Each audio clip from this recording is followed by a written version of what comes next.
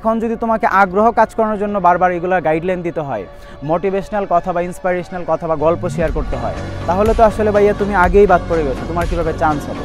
এখন তাদেরই চান্স হবে যারা নিজেরাই মোটিভেটেড, নিজেরাই ইন্সপায়ার্ড, যে তার কেন ঢাকা বিশ্ববিদ্যালয়ে চান্স পাওয়া লাগবে, তার কেন এখানে আসা লাগবে, কেন সে পড়াশোনা করছে। অন্তত এতটুকু বিষয় সে স্পষ্ট।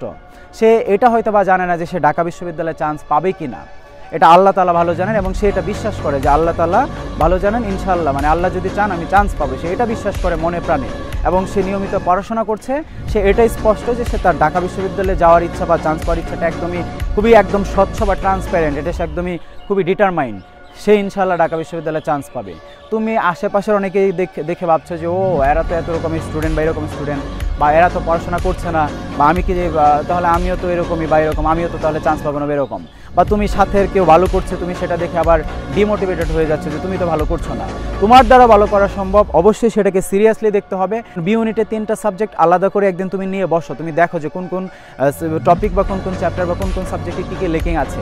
যারা সি ইউনিটের তোমরা ম্যানেজমেন্ট মার্কেটিং এগুলো একদিনে ধরো যে 7-8টা লেকচার পড়ে ফেলা সম্ভব।